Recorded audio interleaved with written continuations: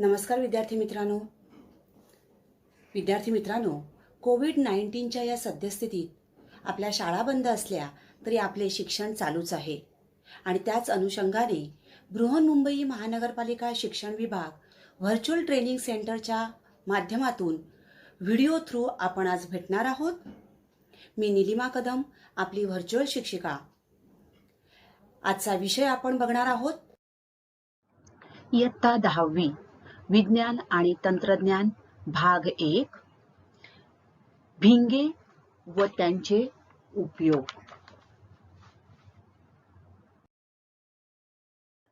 आरसा व आरशाचे प्रकार कोणकोणते आहेत हे आपण अभ्यासलेले आहे। आरसा हा एक परावर्तनशील पृष्ठभाग आहे। रोज आपण जेव्हा आरशात चेहरा पाहतो त्याला सपाट आरसा असे म्हणतात। तर जो पृष्ठभाग प्रकाशाचे परावर्तन करून सुस्पष्ट प्रतिमा तयार करतो त्याला आपण आरसा असे म्हणतो। आरसा हा एक काचेचाच प्रकार असून त्याचा एक पृष्ठभाग परावर्तनी असतो। त्याच्या एका पृष्ठभागावर परावर्तक पातळ असा रुपेरी लेप देऊन या परावर्तक थराचे संरक्षण केलेले असते। पृष्ठभागानुसार आरशांचे सपाट आरसा आणि गोलीय आरसा असे दोन प्रकार पडतात। गोलीय आरशाशी संबंधित काही संज्ञा आपण अभ्यासणार आहोत। या ठिकाणी हा एक गोलीय आरसा आहे। गोलीय आरसा हा एका गोलाचा भाग आहे। गोलीय आरशाचा मध्यबिंदू आपण जर घेतला तर या मध्यबिंदूला ध्रुव किंवा मध्य असे म्हणतात। हा कॅपिटल P या अक्षराने दर्शविला जातो। वक्रता मध्य गोलीय आरसा ज्या गोलाचा भाग असतो त्याच्या केंद्रबिंदूला वक्रता मध्य किंवा वक्रता केंद्र असे म्हणतात। हा कॅपिटल C या अक्षराने दर्शविला जातो। आरशाचा वक्रता मध्य म्हणजे C व आरशाचा ध्रुव P यामधील अंतर म्हणजेच वक्रता त्रिज्या होय। CP ही वक्रता त्रिज्या आहे। आरशाचा ध्रुव आणि वक्रता केंद्र यातून जाणाऱ्या सरळ रेषेस आरशाचा मुख्य अक्ष असे म्हणतात।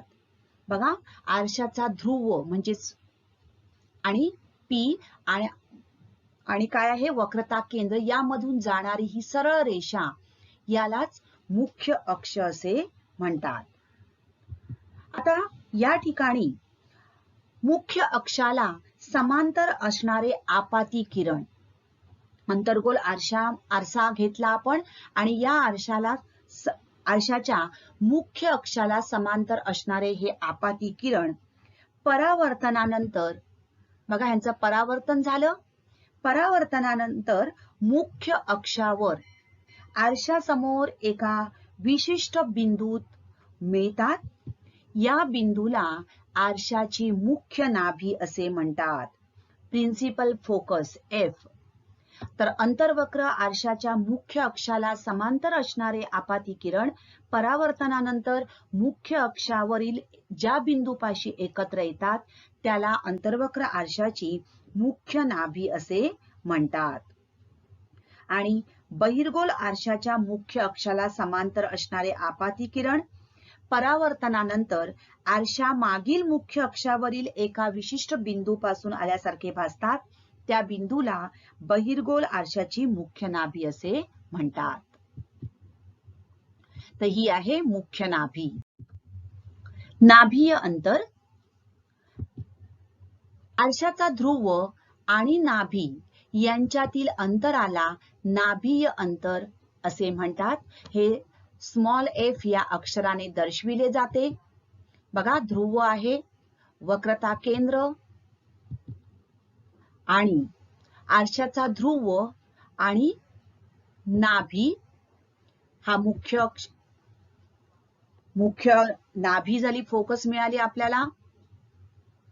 तर या ठिकाणी नाभीय अंतर, आरशाचा ध्रुव आणि नाभी यांच्यातील अंतर म्हणजेच नाभीय अंतर होय.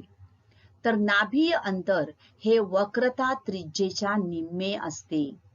बघा एफ ही काय झाली, मुख्य नाभी, तर आरशाचा ध्रुव आणि नाभी यातील अंतर म्हणजेच नाभीय अंतर होय.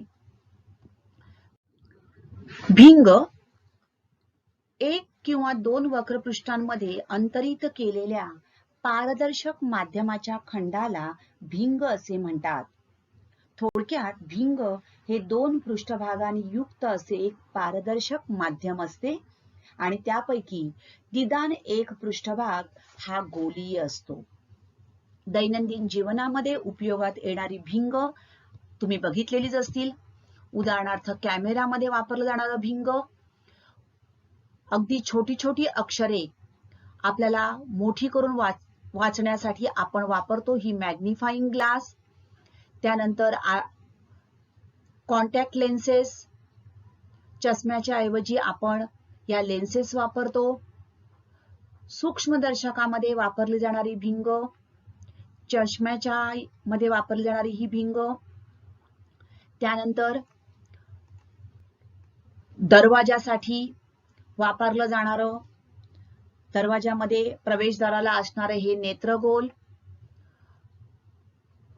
घड्याळाच्या दुरुस्तीसाठी जो घड्याळ दुरुस्त करणारा कारागीर असतो तो सुद्धा अशा प्रकारे ही विशिष्ट प्रकारची भिंग वापरतो. चष्म्यामध्ये भिंग असतात, दुर्बीण यामध्ये भिंग असतात, टेलिस्कोप यामध्ये विविध प्रकारची भिंग वापरलेली असतात. आपण आता बहिर्गोल भिंग आणि अंतर्गोल भिंग यांचा अभ्यास करणार आहोत. आता भिंग हे दोन पृष्ठभागांनी युक्त असे पारदर्शक माध्यम आहे. बहिर्गोल भिंग, कॉन्व्हेक्स लेन्स म्हणजे काय? या ठिकाणी तुम्हाला दिसतायत बघा, ही आहेत बहिर्गोल भिंगे. ज्या भिंगाचे दोन्ही पृष्ठभाग गोलीय असतात व बाहेरच्या बाजूने फुगीर असतात ते बहिर्वक्र भिंग होय. बघा, बहिर्वक्र भिंग म्हणजेच काय आहे, तर दोन्ही पृष्ठभाग जे आहेत हे बाहेरच्या बाजूने फुगीर असतात. आता मध्यभागी तुम्हाला दिसतंय हे भिंग काय आहे, जाड आहे आणि कडेला थोडस पातळ आहे. अंतर्गोल भिंग हे आहे अंतर्गोल भिंग, कॉन्केव्ह लेन्स. ज्या भिंगाचे दोन्ही पृष्ठभाग आतल्या बाजूने गोलीय असतात ते अंतर्गोल किंवा अंतर्वक्र भिंग होय. हे भिंग त्याच्या मध्यापेक्षा कडेला जाड असते. बघा, बहिर्वक्र भिंग, ज्या भिंगाचे दोन्ही पृष्ठभाग गोलीय व बाहेरच्या बाजूने फुगीर असतात त्याला द्विबहिर्वक्र भिंग किंवा दुहेरी बहिर्गोल भिंग असं म्हणतात. मध्यभागी जाड आहे. आणि अंतर्गोल भिंग, आतल्या बाजूने दोन्ही पृष्ठभाग गोलीय असतात त्याला दुहेरी अंतर्गोल भिंग असं म्हणतात. मध्यभागांपेक्षा हे कडेला जाड असते. भिंगांचे प्रकार. पहिला प्रकार आहे द्विबहिर्वक्र भिंग. दोन्ही पृष्ठभाग गोलीय व बाहेरच्या बाजूने फुगीर असलेल्या भिंगाला द्विबहिर्वक्र किंवा बहिर्गोल भिंग असे म्हणतात. समतली बहिर्वक्र भिंग, एक पृष्ठभाग सपाट व दुसरा गोलीय असलेल्या बहिर्गोल भिंगाला समतली बहिर्गोल भिंग किंवा समतली बहिर्वक्र भिंग असे म्हणतात. आणि तिसरा प्रकार अंतर्वक्री बहिर्वक्र भिंग. या भिंगाचा एक पृष्ठभाग अंतर्वक्र व दुसरा बहिर्वक्र असतो. याचे आचरण बहिर्वक्र भिंगासारखेच असते. अंतर्वक्र भिंगांचे प्रकार बघूया आपण. द्विअंतर्वक्र भिंग, दोन्ही पृष्ठभाग आतील बाजूने गोलीय असलेल्या भिंगाला द्विअंतर्वक्र किंवा अंतर्गोल भिंग असे म्हणतात. समतली अंतर्वक्र भिंग, एक पृष्ठभाग सपाट व दुसरा गोलीय असलेल्या अंतर्वक्र भिंगाला समतली अंतर्वक्र भिंग असे म्हणतात. आणि तिसरा प्रकार बहिर्वक्री अंतर्वक्र भिंग. या भिंगाचा एक पृष्ठभाग अंतर्वक्र व दुसरा बहिर्वक्र असून त्याचे आचरण अंतर्वक्र भिंगासारखेच असते. बहिर्वक्र भिंग हे कडेपेक्षा मध्यभागी जाड असते. या ठिकाणी दिसते तुम्हाला बघा, मध्यभागी जाड आहे फुगीर आणि कडेला पातळ. तर अंतर्वक्र भिंग हे मध्यभागापेक्षा कडेला जाड असते आणि मध्यभागी पातळ असते. भिंगातून जाताना प्रकाश किरणाचे दोनदा अपवर्तन होते. प्रथम आत जाताना व दुसऱ्यांदा भिंगातून बाहेर पडताना, आणि त्यामुळे किरणांची दिशा बदलते. या आकृतीत तुम्हाला दिसतंय बघा, हे बहिर्गोल भिंग आहे. हे प्रकाश किरण या भिंगावर पडले. ज्या वेळेला हे प्रकाश किरण या भिंगात पडतात त्यावेळेला त्याचं अपवर्तन झालं, ते आत आले आणि त्यानंतर परत बाहेर पडताना या ठिकाणी बघा, बाहेर पडताना, आणि त्यामुळे आपल्याला या किरणांची दिशा बदलताना दिसून येते. तर हे आहे या बहिर्वक्र भिंगामध्ये आपल्याला या ठिकाणी दिसतंय. आणि हे आहे अंतर्वक्र भिंग. या अंतर्वक्र भिंगामध्ये सुद्धा आपल्याला प्रकाश किरणांचं अपवर्तन होताना दिसून येत आहे. तर अशा प्रकारे ज्या वेळेला प्रकाश किरण या भिंगावर पडतात त्यावेळेला त्यांचं अपवर्तन होतं आणि किरणांची दिशा आपल्याला बदललेली दिसून येते. आता बहिर्गोल भिंगांचे काटछेद. या ठिकाणी cross section of convex and concave lens आकृती दिलेली आहे. आपण बहिर्गोल आणि अंतर्वक्र भिंग दोन घेतली आणि त्यांच्या आपण काटछेद जर केले तर आपल्याला या ठिकाणी काही विविध संज्ञा मिळणार आहेत. या भिंगाशी संबंधित या संज्ञा आपण बघणार आहोत. बहिर्गोल भिंग. प्रत्येक भिंगाला दोन गोलीय पृष्ठभाग असतात. त्यापैकी प्रत्येक पृष्ठभाग हा गोलाचा भाग असतो. या भिंगाशी संबंधित आपण संज्ञा बघत आहोत. या ठिकाणी या दोन भिंगांचा आपण काटछेद घेतला तर हे झालं बहिर्गोल भिंग. पृष्ठभाग 1 हा S1 या गोलाचा भाग आहे. आपण वक्रता केंद्र बघणार आहोत. तर वक्रता केंद्र मग भिंगाचा पृष्ठभाग ज्या गोलाचा भाग आहे त्या गोलाच्या केंद्रास वक्रता केंद्र असे म्हणतात. तर S1 या गोलाचे वक्रता केंद्र झाले C1. तर भिंगाचा पृष्ठभाग ज्या गोलाचा भाग आहे त्या गोलाच्या केंद्रास वक्रता केंद्र असे म्हणतात. आणि बघा 2 हा S2 या गोलाचा पृष्ठभाग आहे. 2 हा कुठला झाला? S2 या गोलाचा पृष्ठभाग आहे. या गोलाचे वक्रता केंद्र झाले C2. म्हणजेच प्रत्येक भिंगास C1 आणि C2 अशी दोन वक्रता केंद्रे असतात. C1 C2 ही दोन वक्रता केंद्र. वक्रता त्रिज्या. भिंगाचे पृष्ठभाग ज्या गोलाचे भाग असतात, S1 हा एक गोल आणि S2 हा दुसरा गोल. तर भिंगाचे पृष्ठभाग ज्या गोलाचे भाग असतात त्या गोलांच्या त्रिज्यांना म्हणजेच बघा C1 S1 या गोलाचं वक्रता केंद्र C1, तर S2 या गोलाचे वक्रता केंद्र C2. C2 पासून हा इथपर्यंतचा हा जो भाग आहे आणि C1 पासून हा इथपर्यंतचा भाग, म्हणजेच भिंगाचे पृष्ठभाग ज्या गोलाचे भाग असतात त्या गोलांच्या त्रिज्यांना वक्रता त्रिज्या असं म्हणतात. या आकृतीत आपल्याला दिसतंय R1 आणि R2 या दोन वक्रता त्रिज्या आपल्याला दिसत आहेत. मुख्य अक्ष, भिंगाचे दोन्ही वक्रता केंद्र जे आहेत या वक्रता केंद्रातून बघा C1 आणि C2 या दोन वक्रता केंद्र जी आहेत या केंद्रातून जाणारी काल्पनिक रेषा म्हणजेच मुख्य अक्ष होय. प्रिन्सिपल ऍक्सिस, मुख्य अक्ष.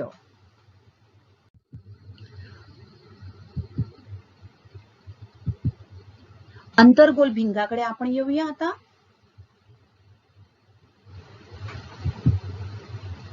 हे झालं अंतर्गोल भिंग. S1 या गोलाचा पृष्ठभाग 1 आणि S2 या गोलाचा पृष्ठभाग हा 2. तर S1 या गोलाचं वक्रता केंद्र C1 आणि S2 या गोलाचे वक्रता केंद्र C2. C1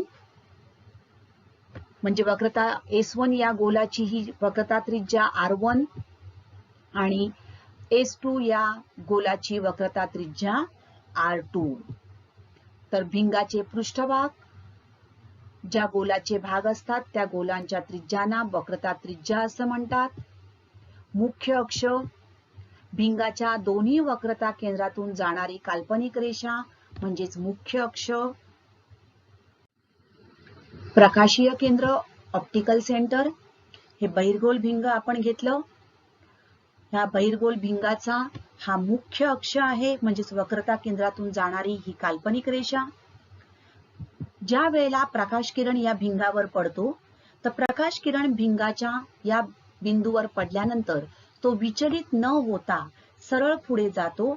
अशा मुख्य अक्षावरील बिंदूला भिंगाचे प्रकाशीय केंद्र असे म्हणतात. बघा या ठिकाणी प्रकाश किरण पडला आणि हा विचलित न होता सरळ पुढे गेला. हा प्रकाशीय केंद्र O या अक्षराने दर्शविला जातो.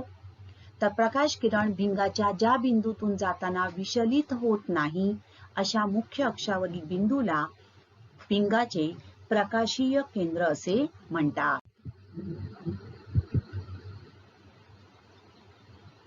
आकृतीत बघा O मधून जाणारे हे किरण P1 Q1 आणि P2 Q2 हे सरळ रेषेत जात असल्याने O हा प्रकाशीय केंद्र आहे. त्याचप्रमाणे अंतर्वक्र भिंगामध्ये आपण बघूया. बघा मुख्य अक्षावरील एका बिंदूतून प्रकाश किरण विचलित न होता सरळ पुढे जातो P1 Q1. तसंच या ठिकाणी P2 Q2 हा सुद्धा प्रकाश किरण विचलित न होता सरळ रेषेत पुढे जातो. हा O या अक्षराने दर्शविला जातो. तर O हा झाला प्रकाशीय केंद्र. मुख्य नाभी, बहिर्गोल भिंगामध्ये हा मुख्य अक्ष आहे. बहिर्गोल भिंगात जेव्हा प्रकाश किरण म्हणजे मुख्य अक्षाला समांतर असणारे प्रकाश किरण जेव्हा भिंगावर पडतात तेव्हा त्यांचं अपवर्तन होतं आणि अपवर्तनानंतर ते एका मुख्य अक्षावरील एका बिंदूत अभिसारित होतात. त्या बिंदूला भिंगाची मुख्य नाभी असे म्हणतात. बघा या बिंदूमध्ये ते काय होत आहेत, अभिसारित होत आहे. अपवर्तन झालं त्यांचं या ठिकाणाहून या ठिकाणी आले आणि परत दोनदा अपवर्तन होतं, पुन्हा ते अपवर्तन त्यांचं झालं. तर ज्या बिंदूत ते मुख्य अक्षावरील ज्या बिंदूत अभिसारित होतात त्या बिंदूस बहिर्गोल भिंगाची मुख्य नाभी असे म्हणतात.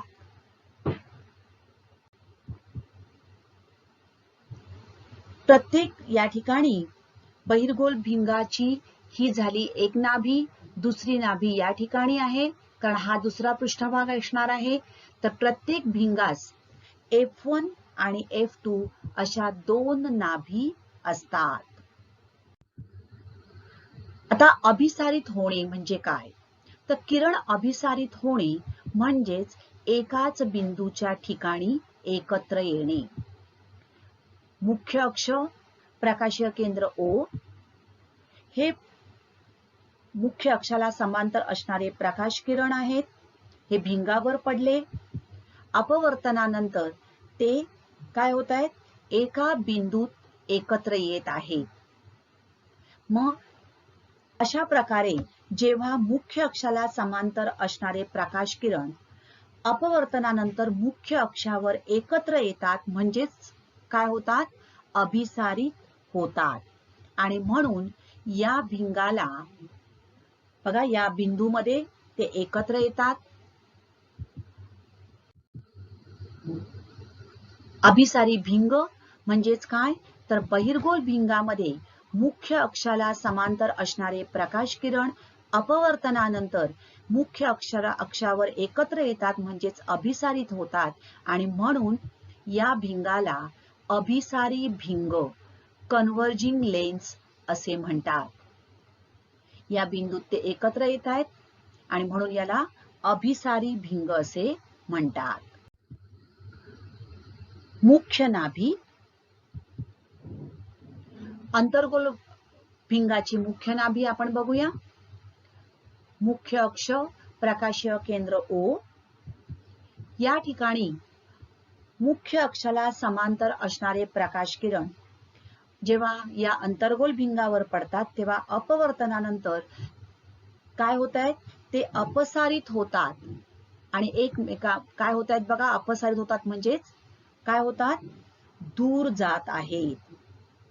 म्हणजेच मुख्य अक्षावरील एका बिंदूपासून जणू काही ते बाहेर पडताना आपल्याला जाणवत आहेत. बघा, अशा प्रकारे आपण हा किरण जर हा मागे वाढवला या ठिकाणी तर असं वाटतंय की या बिंदूपासून म्हणजेच मुख्य अक्षावरील या बिंदूपासून ते बाहेर पडत असल्यासारखे वाटत आहे.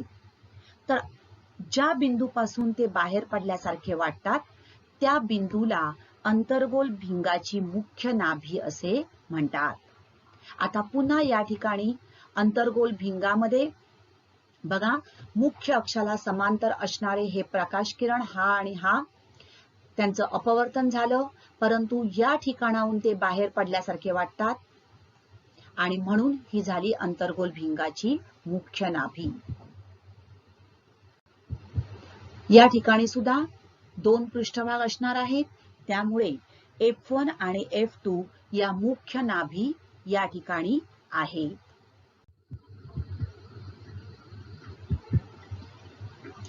अपसारी भिंग, अंतर्गोल भिंगामध्ये मुख्य अक्षाला समांतर असणारे हे प्रकाश किरण अपवर्तनानंतर एकमेकांपासून दूर जातात आणि म्हणून या भिंगाला अपसारी भिंग असे म्हणतात. Diverging lens. कारण काय होतंय? अपवर्तनानंतर प्रकाश किरण एकमेकांपासून दूर जातात. नाभीय अंतर, फोकल लेंथ. बहिर्गोल भिंग, या ठिकाणी प्रकाश किरण हे बहिर्गोल भिंगावर पडले, आपल्याला मुख्य नाभी F1 F2 दिसत आहेत, प्रकाश केंद्र O दिसतोय. भिंगाची मुख्य नाभी आणि प्रकाशीय केंद्र यामधील अंतर म्हणजेच नाभीय अंतर होय. O आणि F2 हे स्मॉल f या अक्षराने दर्शवलं जातं. तर भिंगाची मुख्य नाभी व प्रकाशीय मध्य यामधील अंतर म्हणजेच नाभीय अंतर होय. तसंच अंतर्वक्र आरशामध्ये आपण बघूया. बघा, F1 F2 या 2 मुख्य नाभी आहेत. तर F1 आणि प्रकाशीय मध्य म्हणजेच O यामधील अंतर म्हणजेच नाभीय अंतर होय.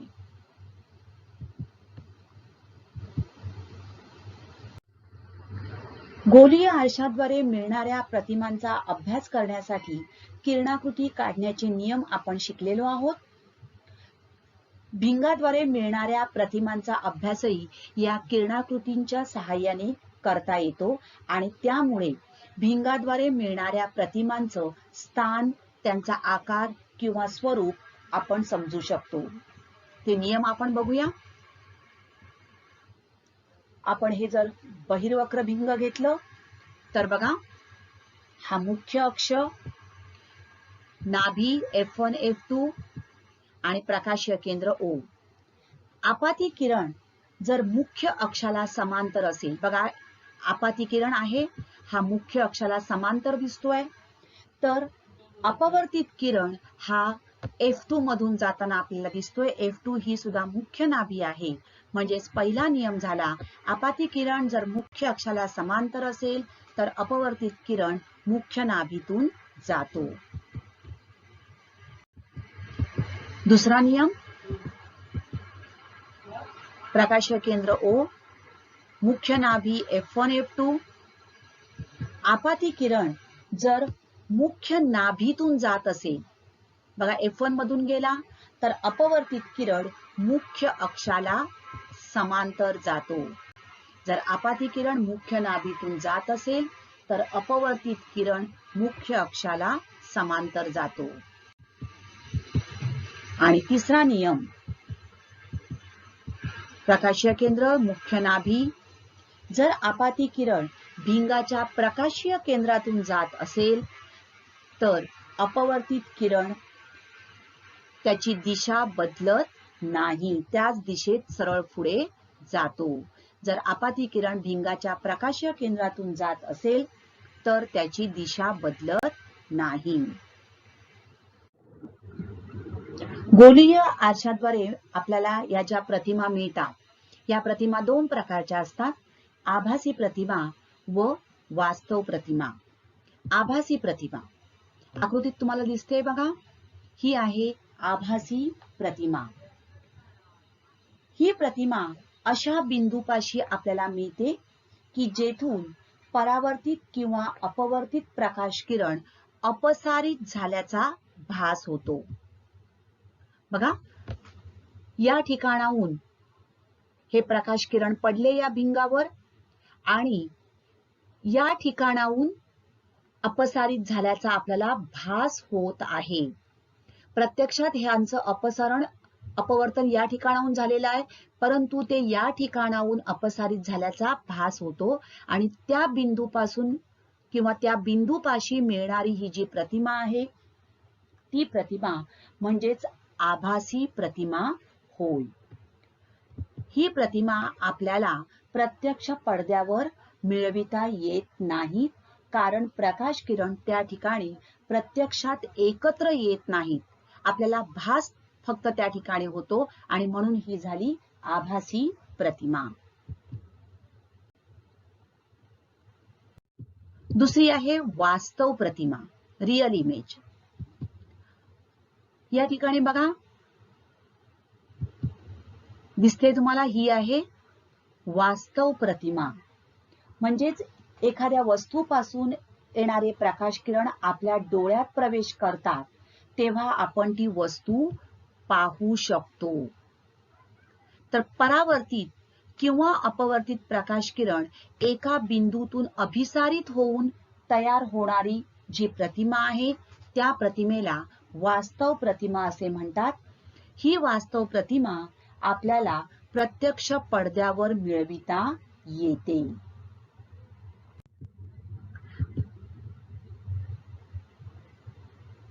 आता या ठिकाणी बघा, ए बी ही जर आपण एक प्रतिमा घेतली बहिर्वक्र भिंगामध्ये, यामध्ये हे प्रकाश किरण या प्रकारे असे पडले आणि त्याचं अपवर्तन झालं. अपवर्तनानंतर आपल्याला या ठिकाणी A' B' ही प्रत्यक्ष प्रतिमा मिळालेली आहे. म्हणजेच परावर्तित किंवा अपवर्तित प्रकाश किरण एका बिंदूतून अभिसारित झाल्यामुळे म्हणजेच एकवटल्यामुळे ही प्रतिमा तयार होते आणि त्यामुळे वास्तव प्रतिमा आपल्याला प्रत्यक्ष पडद्यावर मिळविता येते. तर प्रतिमा पडद्यावर मिळविता आल्यास ती वास्तव असली पाहिजे. आता ही प्रतिमा कशी आहे बघा, उलटी असते. वास्तव प्रतिमा ही आपल्याला पडद्यावर मिळविता येते. थोडक्यात आज आपण काय शिकलो? बहिर्गोल भिंगामध्ये मुख्य अक्षाला समांतर असणारे प्रकाश किरण अपवर्तनानंतर मुख्य अक्षावर एकत्र येतात, म्हणजेच अभिसारित होतात, म्हणून बहिर्गोल भिंगाला अभिसारी भिंग असेही म्हणतात. अंतर्गोल भिंगात मुख्य अक्षाला समांतर असणारे प्रकाश किरण भिंगावर पडल्यानंतर अपवर्तनामुळे दूर जातात, म्हणजेच अपसारित होतात, म्हणून या भिंगांना अपसारी भिंग असे म्हणतात. परावर्तित किंवा अपवर्तित प्रकाश किरण एका बिंदूतून अभिसारित होऊन तयार होणाऱ्या प्रतिमेला वास्तव प्रतिमा असे म्हणतात.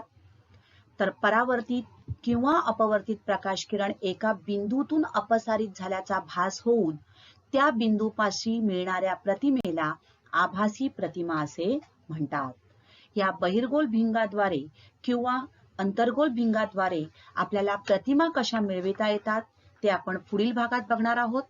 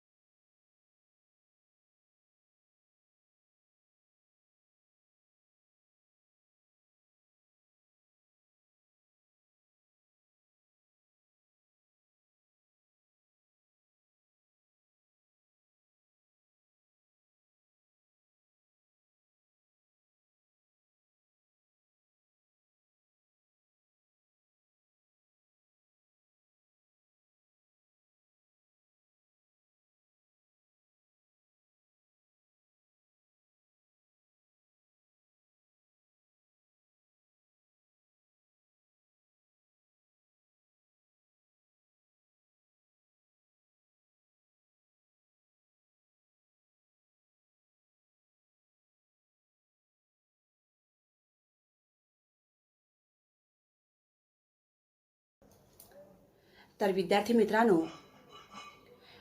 आता आपण इथेच थांबणार आहोत. अशाच काही सुंदर सुंदर व्हिडिओ सहित पुन्हा भेटणार आहोत पुढच्या भागात. तोपर्यंत थँक्यू. घरी राहा, सुरक्षित राहा.